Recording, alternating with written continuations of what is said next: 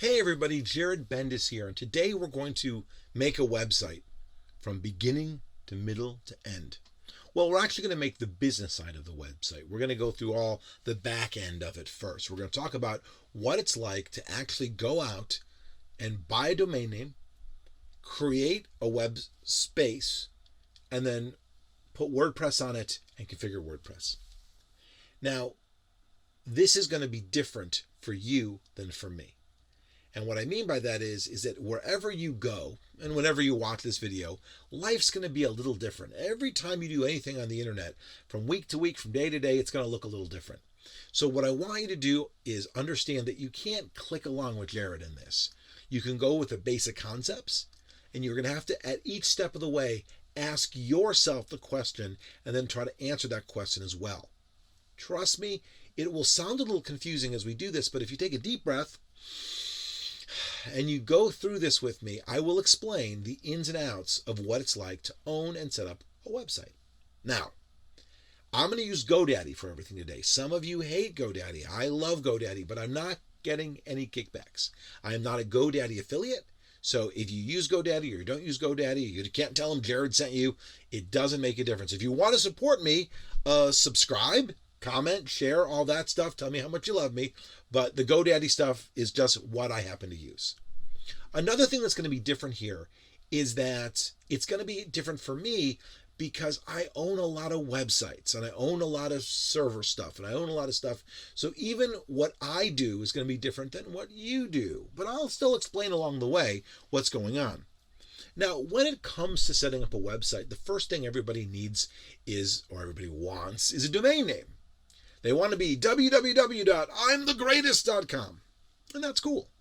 So you can come over here and you can find it. So I'm going to come over here and do imthegreatest.com. Because, I want to be www.imthegreatest.com. If I search for it, it's going to tell me that it's not available. God, wouldn't it be funny? If it was available, I'd be pulling up my credit card right now. It's telling me it's not available, but it's telling me that for $119.99, they'll attempt to find out who owns it and buy it for me, as in they will broker the transfer of ownership. It's not going to happen. Let's go with a little closer to home. My name's Jared. I'd like Jared.com. Well, Jared.com is owned by the Gallery of Jewelry. So they're not going to be able to broker it for me, and it's not for sale. Could have bought it back in the day, but I didn't. Now, they're going to offer me all sorts of stupid extensions like .one and .team and .services and .today and don't even bother. If you can't get the .com, move along. And you're like, but we're a .org. We want to be... Trust me. You can buy the .org if you'd like. But if the .org is available and the .com isn't, you're sending your traffic to them. No one has ever typed in .com by mistake. As in .org by mistake. They'll always look for the .com. So if you're an organization and you really would love that .org, buy the .com and the .org. But if the .org is available but not the .com, move along. And I've helped a lot of people come up with weird names for their companies or weird rebranding because they just wasn't available to them. And yes, part of your brand is the availability of your brand. Now, for instance, I was working on a project called the Mourners Project, and they owned mourners.org. I think they still own mourners.org. And of course, it'll tell me it's not available. But at one point they owned mourners.com and somebody let it expire. And then somebody swooped up and bought it during after the grace period was over. And now it used to be $50,000 by the way, for $5,000 they will sell it back to me. Now, if I could make a really decent claim, and I can't, by the way, I could actually go and I could contest this and I could put a deposit down and I could even sue. There's all sorts of things that people can do to get their domains back if this happens. But it's a very, very big business. And so you're going to see somebody's got this premium domain, and sometimes it's going to be $50,000, sometimes it's going to be $800, sometimes it's going to be like $250. Someone's just being pissy. They earned it. Sometimes you want a domain name, they've got it for $200. I think $250 is the most I've ever paid for a domain name. Somebody wanted to buy one of my domain names once. I told them $16,000. My friends asked me, why $16,000? I'm like, I want $16,000. Now, let's come over here and try a different domain name. Let's say like Jared Blue Eyes. Jared Blue Eyes. They are in fact blue. Jared Blue Eyes. I've been watching too many Sinatra movies recently. So jaredblueeyes.com is available. And what they're going to tell me is it's $12.99 for the first year. Now that's GoDaddy sucking you in, because it's really $17.99 every year after that. Those are the standard rates. Now they're going to tell me that jaredblueye.com, and of course they've got .net. .org is $9.99. .net is $14.99. Obviously some cost more or less than others, but again, what am I going to buy? I'm going to buy the .com. So it's $12.99 because GoDaddy's giving you a discount. $17.99 is the retail price. So it'll be with the next year, because you have to pay this fee every year. Now, if you were to go to some place like Network Solutions, they may charge you $24.99 or $99.99. But just understand, it's really $18. But wait, I told you I own a lot of websites. If I were to add this to the cart right now, I'm not going to pay $17.99, and I'm not going to pay $12.99. If I come over to my cart, I'm going to pay $8.29, and I'm going to pay $8.29 because I pay for a service that allows me to buy an enormous amount of domain names a year. So I pay for the service, and it gives me a discount on all my domain names. I'm a tech guy. That's what happens. Now, when I do go to buy my domain name, I can buy it for 1 year, 2 year, 3 year, 5 year, 10 years. Again, you don't want to let it expire. You want to make sure that it renews every year. If you've got the money and you know you want it for 10 years, get it for 10 years. It's dangerous, though, because you don't want to forget in 10 years to renew it. But it's a guarantee, because remember, you only own it for that year, and that domain name then points somewhere. But don't buy it just yet. Do not hit the trigger on purchasing it. Even if you're following along, you're like, yeah, I found the perfect domain name. And by the way, congratulations, you found the perfect domain name. It's not easy. So I'm going to come over here and I'm going to delete it out of here, because in the next step, GoDaddy might give you the first year. It happens. So let's go back over here to this. So the idea is you got to find your domain name. A good domain name, by the way, is one that should be easy to spell. I actually don't care if it's long. If it's, and the horse you rode in on.com, I don't care that that's long. You're going to know how to spell it. You've got to be very careful about words that are hard to spell. You don't want words with hyphens. There are no spaces in domain names, and domain names have no capitalization. So you can really do cool things by capitalizing and non-capitalizing them. It doesn't really matter. It's all lowercase, uppercase, whatever. But you still want to take a look at it with a slightly critical eye to make sure that it doesn't say something stupid. If you put the letters together and you start and stop saying them in the wrong spots. So you want to find the perfect domain name. And again, the domain name is, I used to say that a website was a brochure on a business card. And really, a good domain name is a business card that fits in your, hey, my website is. And this idea of being able to be memorable. Something just memorable. Most of the websites I own are very memorable. If I were to tell you to go to AskJared.com, you'd probably remember AskJared.com. I do own AskJared.com, but we're not going to go there today. Maybe we will. So once you know what name you're going to be buying, and again, if you remember I told you about .org and .com, if you wanted both, you could, by the way, have one point to the other. So for instance, if I were to buy JaredBlueEyes.com, but I wanted it to be JaredBlueEyes.org, I could buy JaredBlueEyes.org and JaredBlueEyes.com, both of them. And I could make it so that one pointed to the other. If you typed in JaredBlueEyes.com, it would redirect you to JaredBlueEyes.org. So you've got to get a twofer. One of the companies I own, it's easy to misspell one of the words in it, so we own it the correct way and the misspelled way. Google does this. If you have in Google with like 3 O's, it'll still get you to Google. They've bought extra domain names because also they want people hijacking. That's a very early, very fun one, is if someone buys your domain name with one letter off so that they can kind of spoof that they're you. Now, one of the things you may have seen when I went to buy the domain name, it asked me if I wanted to pay an extra $10 a year for privacy. And privacy basically obscures that you own it. Because when you register your domain name, it's going to have your name and your address and your phone number and your email address. And you're going to start getting phone calls from everyone on the planet going, would you like us to make you a website? And it's horrible because I make websites. And so they're like, would you like us to make you a website? And then I'm like, and they go, what type of website do you want to make? And I'm like, I make websites. And they go, oh, and then they hang up on me.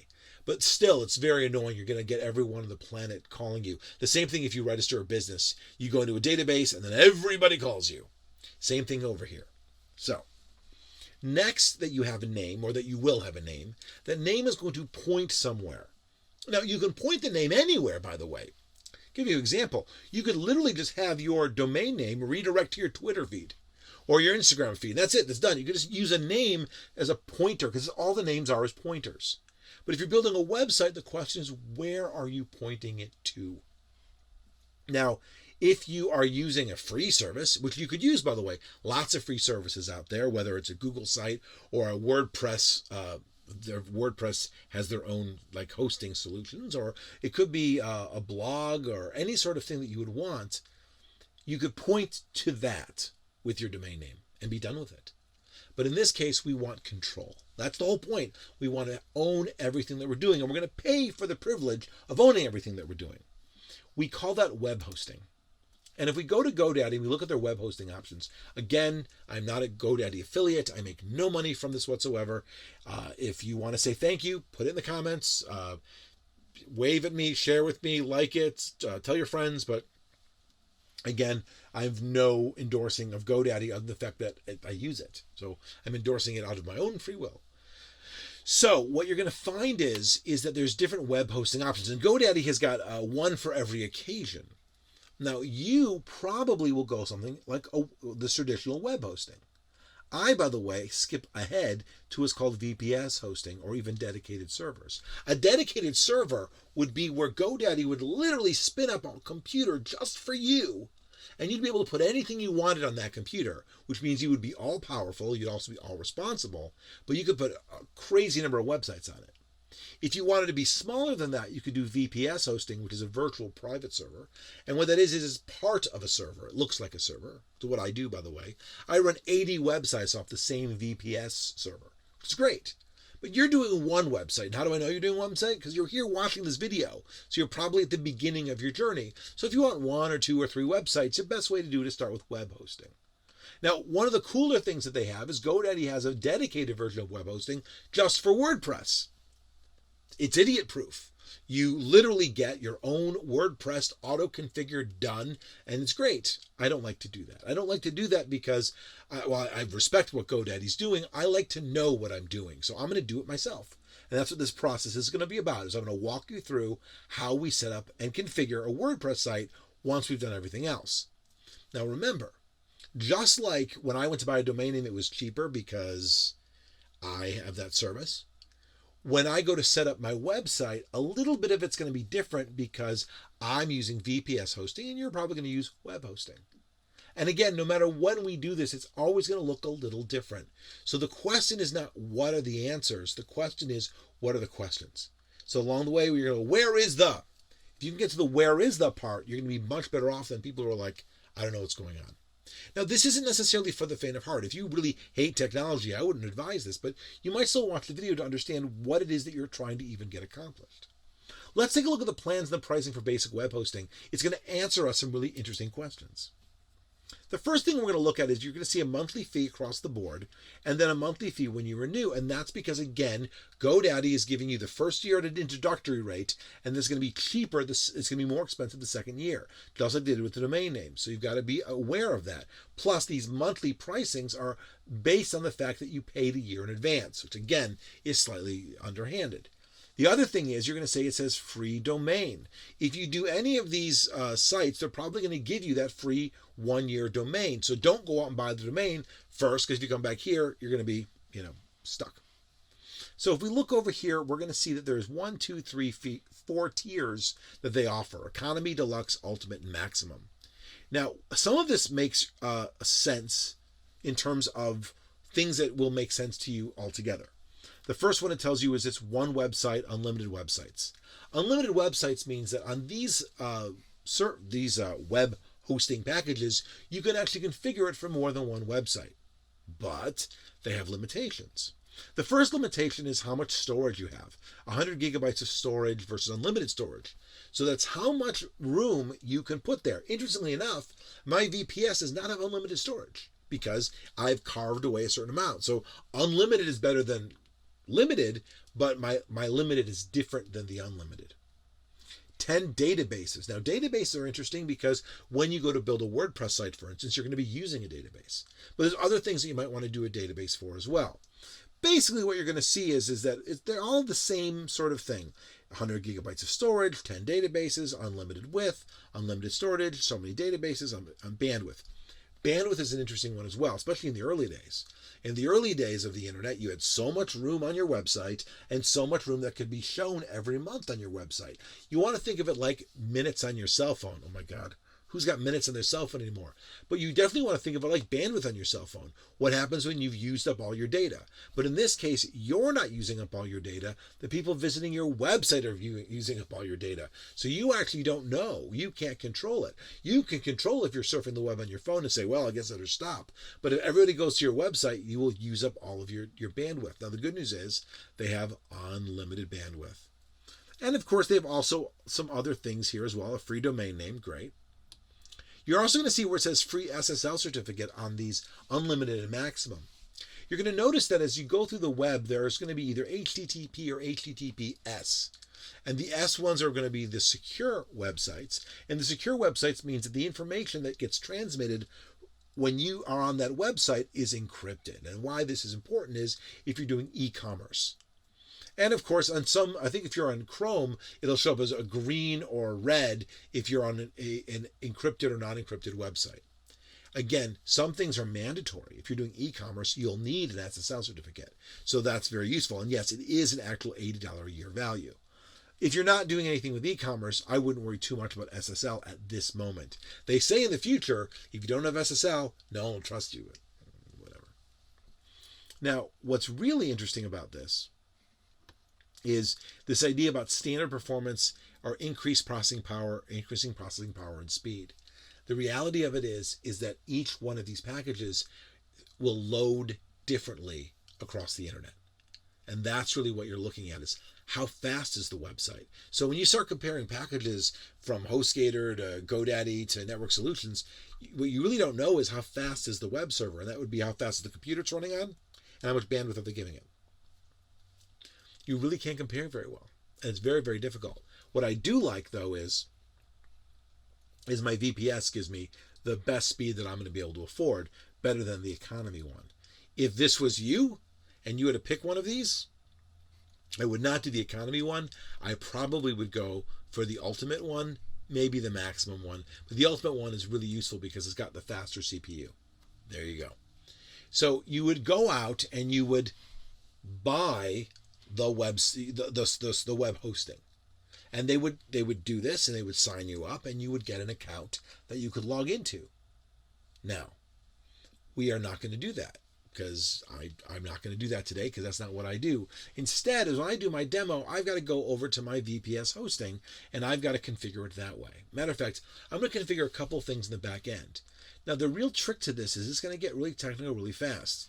I can't do anything about that. This is meant to be more explanatory than click along with Jared. That being said, at some point, I'm going to have to pause the video because there are certain things that I don't want you to see. Not because I'm afraid you're going to hack into it, but because the information on my account isn't going to do you any good. It's not going to be the type, you're not going to type in the IP address of my website. That's not how your web server is going to work.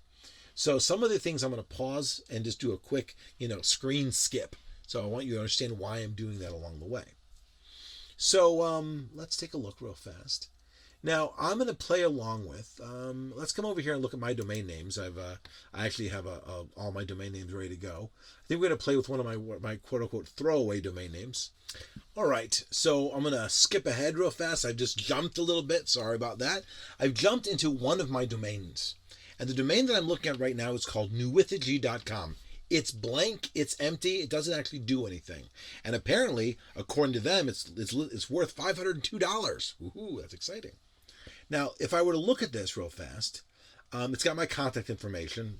This one I'm not have to hide from you because it is actually public record. Matter of fact, anybody who would go to would see that at Bosch Media and Jared Bendis, and there's my address, my phone number, my email address, all the contact information. Again, it's there anyway. I don't obscure it, so it's there. Now, what's cool? I guess my privacy settings are on, so you wouldn't have seen it. Now it's actually all public information. But what's really cool is there's something called Managed DNS, and the DNS is a domain name server. And what that means is it's going to say, where do you want this domain name to point to? And I'm pointing it to my name servers. You can't point to these name servers. It won't do you any good. It will do you no good whatsoever. You can't point to them. But it points to my name servers, nameserver1.atbosh.com, nameserver2.atbosh.com.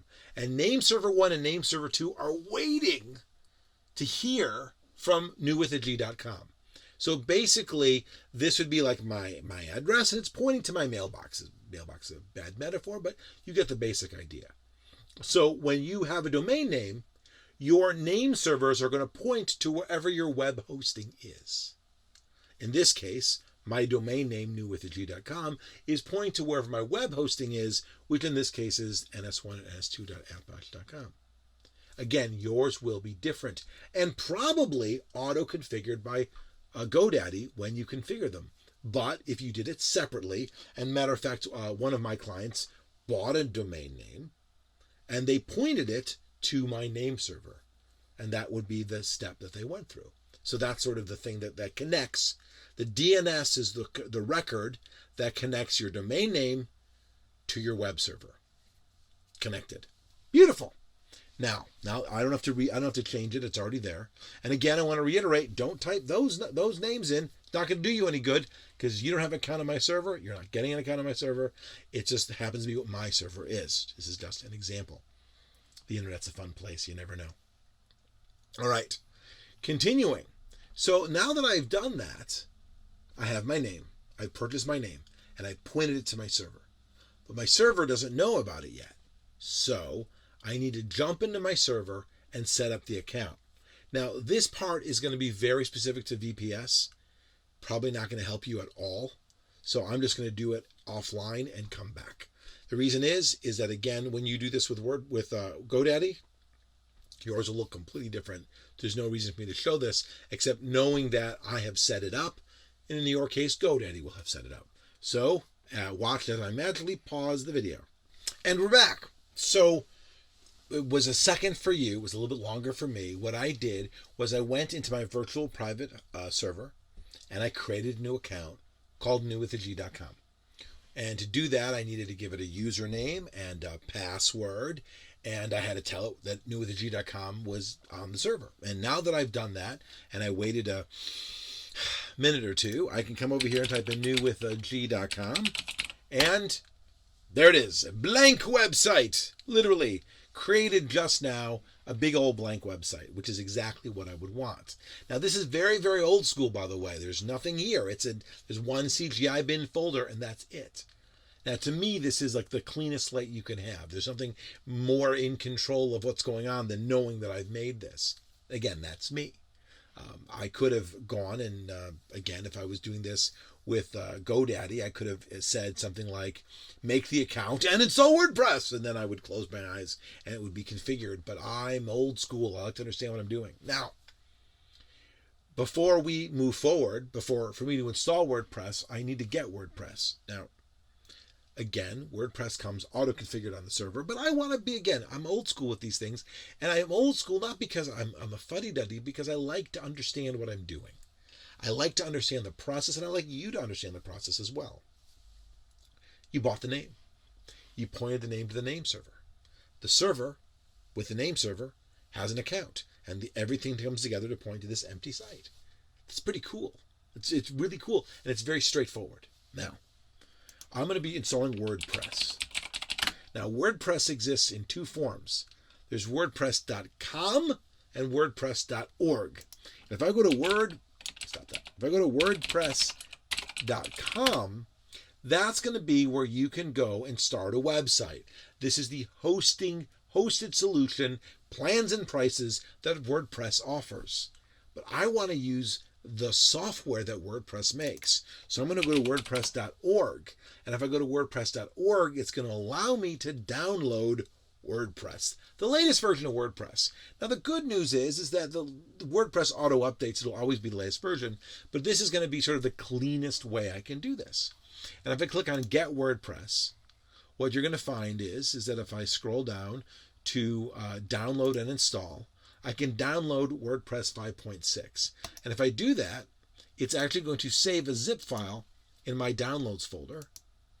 And that is WordPress getting ready to install. It's pretty cool. I've done it. Voila. Now, let's go back to my website. newwithag.com. Can't do anything here. The website is empty, but now I need to go into the back end.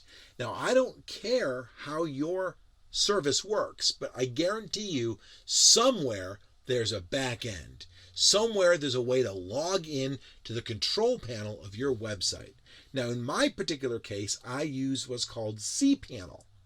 Now, you may not use cPanel. I'm using cPanel. That's what I've configured. cPanel is very popular. By the way, it is awesome, so if you can do it that way. But when you log in, it may look very different than mine, but the basic premise is the same. So first you got to know where that login is. Now, the nice part about cPanel is I can just type in cPanel. Voila! And I can come over here and I can log in. That's a little thing where it's going to ask me what my username is. Ooh. Now I'm not going to let you know what that is, but it's crazy. I'm not going to lie. That's a bad username. Not going to let you see the password though. And now I've logged in. This is very exciting. And it tells me that I'm in, and this is cPanel, and this is the back end. This is the back end of my website. You need to find the back end of your website. Now, this is not the back end of WordPress. We'll get to that in a minute. This is the back end for your website, the entire thing, before any of WordPress. This is it. This is the whole shebang. And it's pretty interesting because there's things here that you need to learn about. For instance, you're going to have to learn about the databases because WordPress uses a database.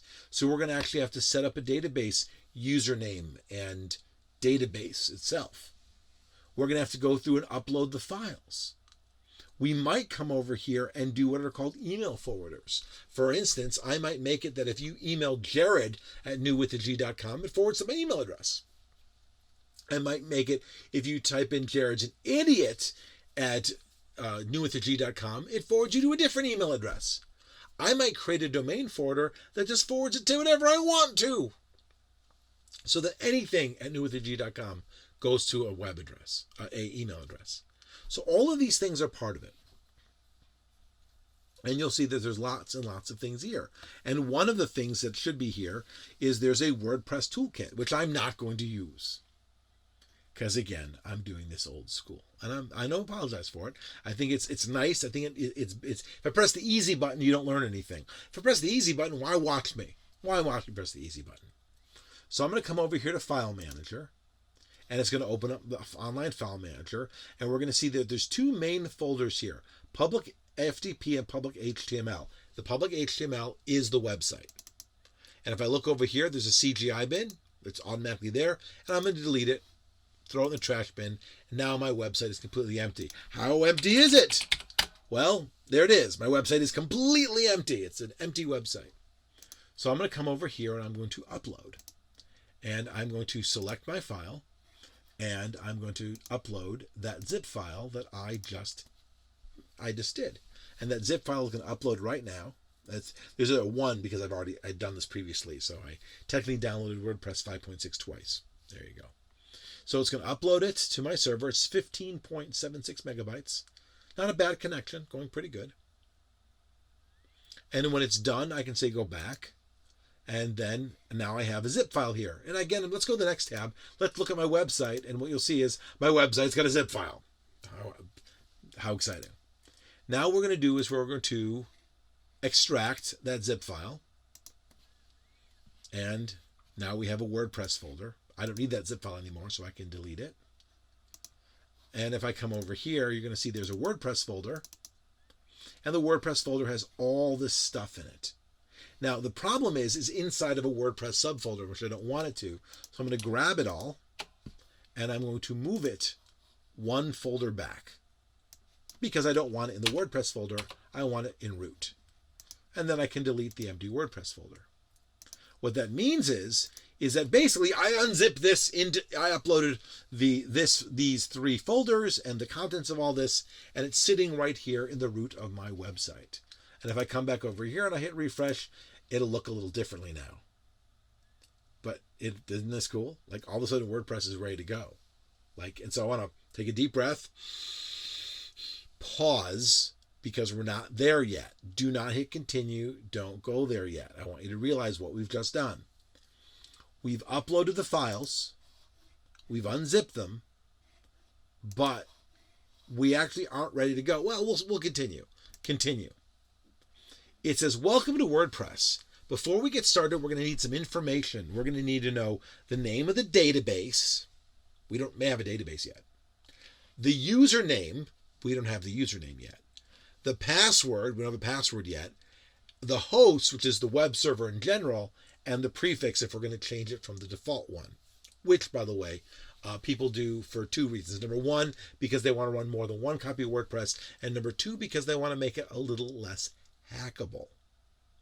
So that means that before I continue, I need these 5 pieces of information. I don't have them yet. The other thing here is I want to make sure that as I do this, you understand that the information that I'm going to load is going to be personal. So one of two things is going to happen. Either I'm going to let you see everything and then delete the server, or I'm not going to let you see everything. I haven't decided yet. We'll see as we go forward. The other thing to know is that my database name and my host name are going to be prettier than yours. So you may have some god-awful thing that's been assigned to you. They may say your database name is blah, blah, blah, underscore, blah, blah, blah. Mine's probably going to be prettier. I'm on a VPS. So I'm going to be able to create the database name. You may need to be able to have to find the database name. So this is a real thing that you need to kind of ponder as you move forward. Let's come back over here. MySQL Database Wizard. I'm going to use the wizard. Now, the neat part about it is that it automatically begins with new with underscore because my server is, this case, my account is called new with. That's just a convenience thing for me. So I get to name my database. Again, you may not be able to name it, but I'm going to come over here. I've got a separate text pad open so I know what it looks like. So I'm going to call it new with, and then I'm going to, you know what, I'm going to call it new with. I'm just going to call it new with underscore new with. I like the way that works. It's easy for me. I won't forget it. Next step. Now that I've made the database, I need a username for that. So that new username could be new with underscore Jared. You know, it's me. So I'm going to say that the username is new with underscore Jared. And you see there's a thread here, and that is that the new with part is unique because it's unique to the account. Now, when I start typing in the password, you can't see what it looks like. That's pretty good. The problem is, in a minute, you will be able to see what it looks like. So whatever password I type in here, I may have to play some games with you later on. But let me come over here. Good. I've typed in a password. I know what that password is. You don't. I'm going to fake it when you see it later on, but I know what the password is. And I'm going to create the user. Now, did I create the user? Oh, it didn't like my password. My password strength must be equal to 65. It's only 63. Now it's 79. Good, now I got it. Now when I go to create the user, I have to do one last thing, and that is I now have the user, new with a Jared. I have the database, new with a, but I need to give it permission. So I'm going to say that it has all privileges. And this is very important because you can create a database and create a username and password, but never tell the database that that username has permissions. So I'm going to hit next step. And now I have done all that as well. So now, I can return home and I have most of the answers I was looking for. So let's come back over here to the WordPress setup configuration. Let's go.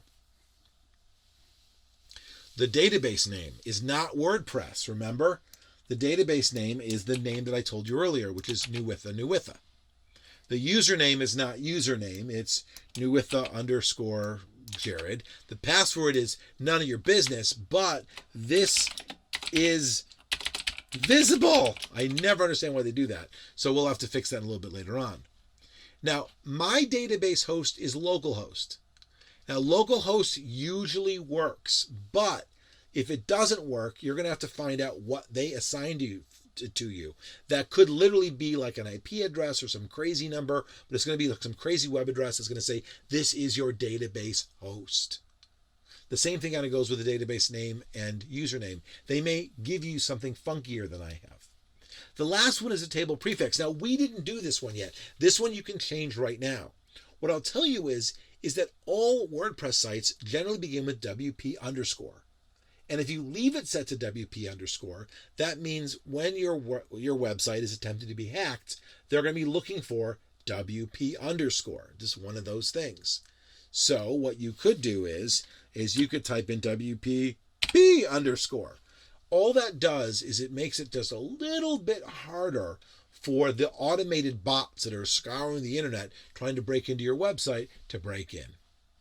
Do I use WPP regularly? Of course not. But I'm going to do it for this one because I'm demonstrating for you. What I use is a secret, and that's the point. So everything we do is a secret, and I would hit submit. Can't hit submit with the password like this, so I will pause. I typed in the password, and that's it. I can hit run the installation, and it's it. We're ready to go. Now it's going to ask me certain things like, what is the site title? Ooh, new with a G, of course. The username. Now, really, really important that when you do a username, you don't pick admin.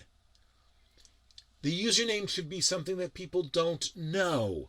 It should be something that would be a little bit more important. This is everything to get into your site.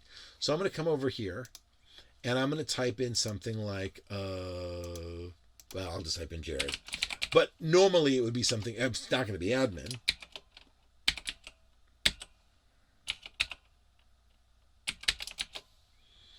All right. And then medium security. Apparently I need a better security. Is that better? There we go. And then I can type in my email address so that it can email me the contact information. And the last thing is I can turn off the search engine from indexing the site. By doing that, let's say I don't want it to actually start to index the site. I don't want Google to start reporting the site in process. I could actually do this, turn it off and say ignore it. I'm not going to worry about that. So let's do this again. I named the site, created a username that wasn't admin, created a password that was strong, and I told it to email me all that information. And then I hit install WordPress. And that's it. It's done. WordPress is installed. And just so you know how far, I'm going to stop right now. If I go to newwithag.com, voila, it's a WordPress. It's a WordPress site. It's up and running. It's not a good WordPress site. It's the default WordPress site, but it is up and running. I just made it right here, right now. The site is ready to go. Proud, and it says WordPress everywhere. Now, remember, deep breath, remember, when I logged into my website, because it was cPanel, I did /cPanel. And that gives me the back end of my website. But when I log into my WordPress, I type in WP-admin. WP-admin is the default login for all WordPress sites. And by the way, as we go through and do what's called the hardening of our installation, making it harder for hackers, we're going to make it so that WP-admin is no longer the back door of your website. And I want you to think about this. There's bots out there looking for WordPress sites. They're like, where's a WordPress site? Where's a WordPress site? I'm going to hack a WordPress site. So we make it easier for them we make it harder for them to find it. We make sure the default username is not admin. We make sure the default WordPress database isn't WP underscore. And we make sure the default door isn't WP admin. All of the things that we do to make it a little bit harder for them to find. And if I log in,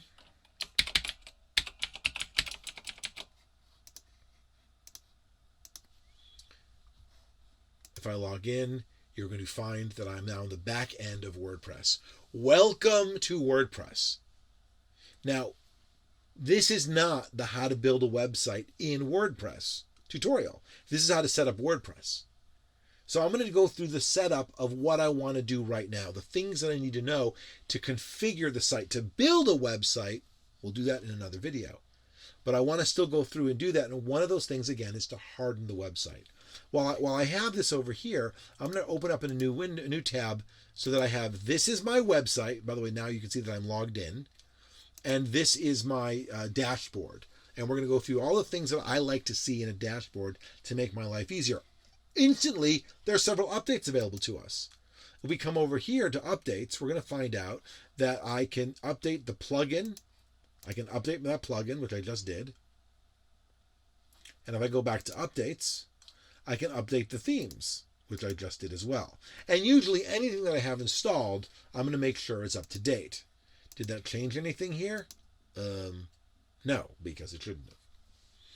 So now we're going to go through some of the things that I think are critical. Now, this is where it gets real personal for me. This is what I think is critical when setting up a WordPress website. I'm going to go over to Settings General. First thing is, new with the G, just on the WordPress site. I don't want to be called just on the WordPress site. New with the G, the cult of customer service. That's what new with the G is, by the way. It's the cult of customer service. There's my web address. There's my email address. Anyone can register. No one can register, which is great. I don't want anyone to register. There's my language. My time zone is going to be... where's good old-fashioned New York, New York? I'm Eastern Standard. Let's scroll up until I find it. There it is, New York. Great. There's my time zone. There's my date format. There's my time format. Week starts on Monday. Save changes. I think you followed along pretty good. Writing. Default post categories uncategorized. I don't have any post categories yet. I'm not worried about this one. Reading. Your homepage displays your latest posts or static page. Are you leading with the blog or are you leading with the web page? So WordPress is made up of pages and posts. Posts are information that becomes added linearly across time, while pages are static pieces of information that are independent from one another. So if you're building a blog, you want your latest post to be first. In other words, you want to lead with the blog. Otherwise, you'd want to lead with a static homepage. Can't do that yet, by the way, because I don't have a homepage. Let's go back down the next line. Discussion. Comment author must fill out name and email. Users must be registered and logged in to comment. I turned that on. What that does is it basically, since I don't let anybody register, and you have to register to comment, I basically turned the commenting off. Very useful. Media allows me to change the... Oh, did I mess that up? Did I not save it? Users must be registered and save. And I'm not going to show avatars because I don't like avatars. I hit save.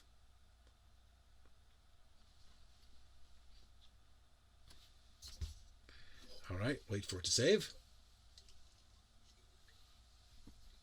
Oh, there it goes. Media allows me to determine how big the thumbnails and the medium and the large size graphics are.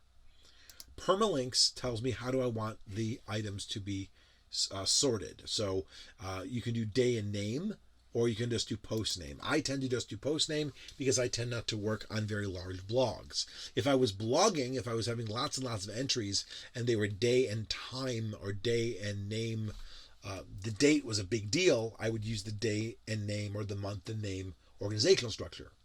I prefer the post name myself. Save changes. Now, let's continue. Let's come back over here to users. At this point, notice I have a user named Jared. That's me. And I'm an admin. It would be smart to set up a second admin account, not called admin. Always have a second username.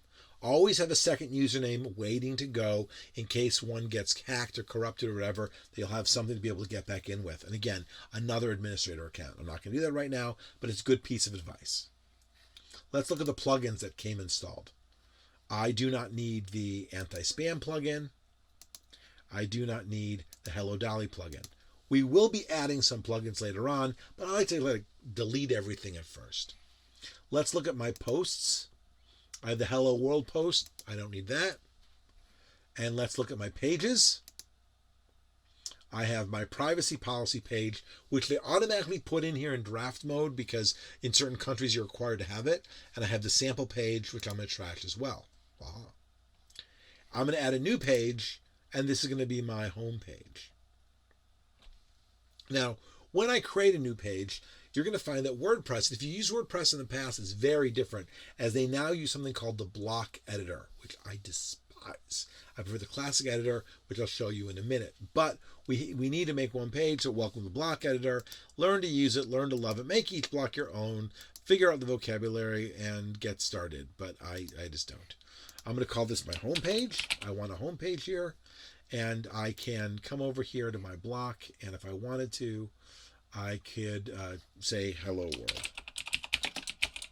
We'll learn more about like all the ways of using this later on, but right now I've just typed in the information. I hit publish. It says, are you sure? I hit publish, and then I can click on, I can actually just I'll go over here and view the page. And now we have just the new with a G, the customer service, home, hello world, edit. But if I click on just newwithag.com, it's going to say nothing here. And the reason it says nothing here is if we go back to my dashboard, remember my dashboard? Go back to my dashboard. If I go back to my settings and I go back to my reading, you're going to see that it was defaulting to my latest post, but there are no latest posts. So now I say I'd like my home page to be my home page. And now that I've done that, I've got this over here. Now, there's also some other stuff going on over here. It's got a search bar, recent comments, other things.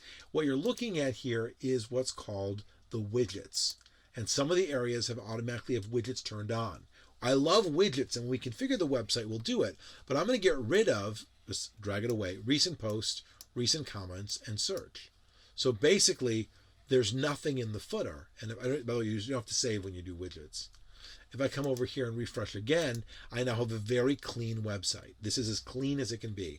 It's got the title, the tagline, and then, of course, the footer. And that's it. And so now I truly have a generic website set up. So the reason I do all this deletion is I want things as clean as possible. I don't want a widget to be there that I didn't add. I don't want a plugin to be there that I didn't add. Hell, if I go over to themes, I can go over and look at what themes I've got. And what theme I right now is I'm in theme 2021. But there's also theme 2019 or 2020. If I were to activate theme 2020 and hit refresh, now we're there. And now, of course, if you look, there happen to be more widgets here. And I could go through, because those widgets weren't in the other one, I could go through over here and I could look in footer 2 and get rid of archives, categories, and meta. It's just because there's more room for widgets there. If I hit refresh, this is now what it looks like in this theme. And of course, we'll get to themes later on as we start reconfiguring our website. But right now, we're just cleaning it up. So we've got a website with no widgets. And again, the widgets were based on what theme we had. I'm going to go back to I'm going to go back to 2021. I actually enjoyed that green. I don't know why. And again, if I hit refresh over here, again, good to be able to go back and forth. You're going to see that now. So there it is. And of course, this is only here because I'm logged in. Edit's only here because I'm logged in. If I were to log out, and then I would just go to newwithag.com by itself, you would find that the website is very different. It's a single web page, proudly powered by WordPress, which basically is like, hackers, come get me. Oh, God, that crazed me. By the way, I'm not inviting hackers to come get me. Please don't come get me. So, what else do we need? Well, now, before we go on, and again, before I finish up with today's video, what I'd like to do is I'd like to do something called hardening my website, hardening the install. And what this does is it sort of is a series of security things that you can do to make your website more difficult to get inside. It's not foolproof, by the way, but it helps. We do this. Oh, I'm logged out. Let's log back in. Good. We do this by adding several plugins. Now, when we go to plugins, we're going to find that we can add a new plugin. And these are plugins that they have. Now, by the way, the first plugin is the classic damn editor, right? I will install the classic editor and I will activate the classic editor because I cannot stand the blocks. And there you go. So there you go. I've installed the classic editor. That's not what I wanted to do. It's nice that it tells you which one's looking for. Now, the one that I use more often, let's see what's listed are popular. See if I'm popular with it. Obviously, classic editor is there. Let's see if the one that I use is here or not. There are two particular plugins that I like to configure. They both are useful, by the way. I just happen to do one. So what they are is their security plugin. So let's type in security. So the one that I like to use is all-in-one WP Security and Firewall. So I've been using this one for a while, so I'm going to install this one. I highly recommend it, and you'll see, by the way, that it's really, really good up there. You might use one of the other ones. This is me showing you what I recommend. So if I go back to plugins, you're going to see that there are two more plugins. They've been installed but not activated. So let's go and do the all-in-one security first. And again, I'll always forget parts of this as we go, but you'll understand the premise. If I go to activate all-in-one security, what's going to happen is you're going to see something called WP Security. Another item is down on the left. And if I click on the dashboard, it's going to give me a score. And it's going to tell me that my score is 25 out of 515. Now, I am not going to get up to 515, but it's going to tell me that there are certain things that I need to do if I want to get more points. So let's see what it does. Let's see what it allows me to do. So if I scroll down, I'm just on the first page, by the way, of the dashboard. If I scroll down, it's going to tell me that my admin below is the current state of the critical features you should activate on your site to achieve minimum level of required security. The first one is admin username. My username is not admin. That's the first thing you want to do. Login lockdown.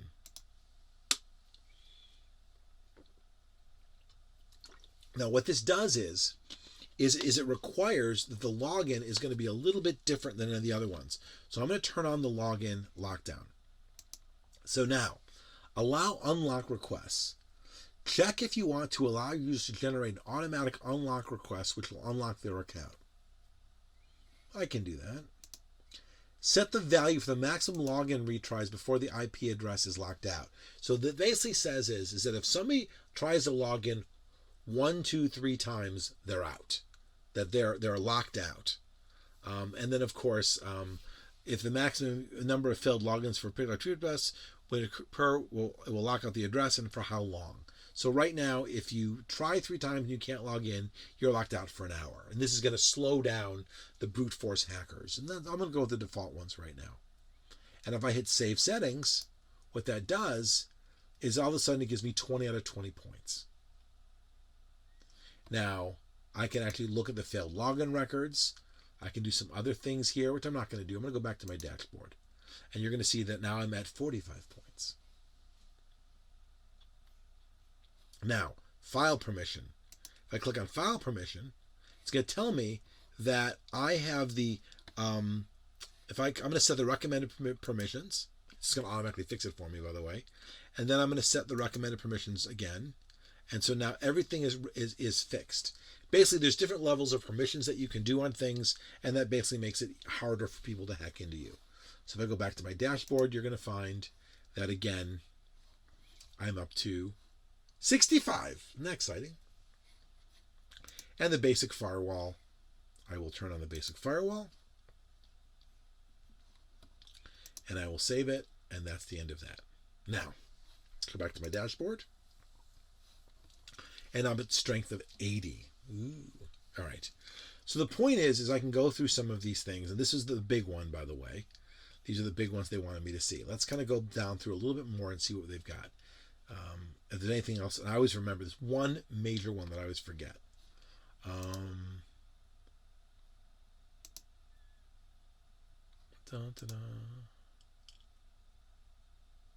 All right. So right now I can remove the WordPress generator metadata. And what this does is it stops advertising that they're WordPress all the time. And this makes it harder for websites to know that you're WordPress. You don't want to boast that you're WordPress, because then the robots will look for it. All right. Let's go to user accounts. I already have a user account that is not the admin, which is very good. Now, one thing that it's telling me is that my display name of Jared is the same as the username of Jared, which is dangerous. And the reason that's dangerous is that it tells the robot what username to log in with. If I come over here to users and I edit my username, I could come over here and say, Hopefully this is making sense. I know I'm going pretty fast, but so instead right now it says that my display name is Jared. I don't want my display name to be Jared. I want my display name to be Jared Bendis, right? And if I say I want my display name to be Jared Bendis, and then if I update the profile, what that means is that whenever I post, I'm posting not as Jared, but as Jared Bendis, which means that when people aren't going to see the word Jared as the login, they could guess it, by the way, which is why it's a bad username. But the idea being is it's more secure. So we've already done some of this. We've already done the login, user registration. Enable manual approval of new registrants. Well, we don't have user registration, so we'll just absolutely do that one. Database security. I already have the database security because I don't have the default prefix. File system security is all good to go. See how nice we do this? I'm not worried about the blacklist manager. I'm not worried about the firewall. Firewall I already configured. Brute force. The difficult one. So right now, everybody knows that if you log into WordPress, it's WP-admin. Just like my control panel with cPanel, I'm going to come over here and I'm going to say that my login username, my login folder is not teddy bear, gummy bear. Yes, gummy bear. And if I hit save settings, and the whole thing's going to log me out, by the way. If I hit save settings, now when I come over here and I type in WP-admin, it's going to, I probably have to log out first. Let me log out. There we go. So if I come over here and type in WP-admin, not available. So all of the robots that are looking for WordPress are looking for WP-admin. They would have to guess that my secret backdoor is Gummy Bear to log into the website. This is really useful. Of course, you got to write it down. If you don't write it down, you'll never remember it. You don't remember it, you're screwed later on. Because then you have to go through and sort of manually hack everything, which you don't want to do. All right, so let's go back to WP Security. Let's go to our dashboard. Look at that, we're up to 120. So that was under brute force. We've gotten rid of that. And spam prevention. I can put a CAPTCHA on my comment fields, but I don't have comment fields anyway. I can block spam bots from posting comments, but again, I've turned commenting off, so doing this is irrelevant. You can scan what was changed since last you've done something, which is cool. You can have a check every few weeks, and it'll tell you something changed on the website, which could be okay, by the way. But basically, this is what it is, and if I click on dashboard, I will feel comfortable with my 150 strength. This is telling me what I've done. Pretty cool. That's the WP security. So, coming back to our website. There it is. It's built. It's good to go. Now what do? That's a different video. But I want to reiterate what just happened. And I want to kind of go over the little bits and pieces of it. So we bought the domain name. That was part one. We bought the newwithag.com. I already owned it. And I set the name server to my server, which means I had bought my server. I pointed the website to the server. I pointed the server to the website by making an account. I then logged into the website, created the database, uploaded WordPress, configured it all, installed WordPress. Once WordPress was installed, I deleted everything I didn't need, kept things as clean as possible, installed some security software to make it a little bit harder for people to find me, a little harder for people to edit and attack me, and here we are. So in a 1 hour nutshell, here's how you set up a WordPress site. It still is going to be different for you, but I hope the basic concepts as they apply in January of 2021 help you understand some of these things. My name is Jared Bendis. If you have any questions, comments, put them in the comment field. I'm not tech support. I'm not setting up your website for you. This is free consulting. That's the best I can do, is I can offer you some advice. I can tell you the way that I do it. Again, if you like, share, subscribe, ring that bell, all sorts of good things. I am not affiliated with GoDaddy in any way, shape, or form other than the fact that I use their products. And I hope you've enjoyed this. Thank you very much. Bye-bye.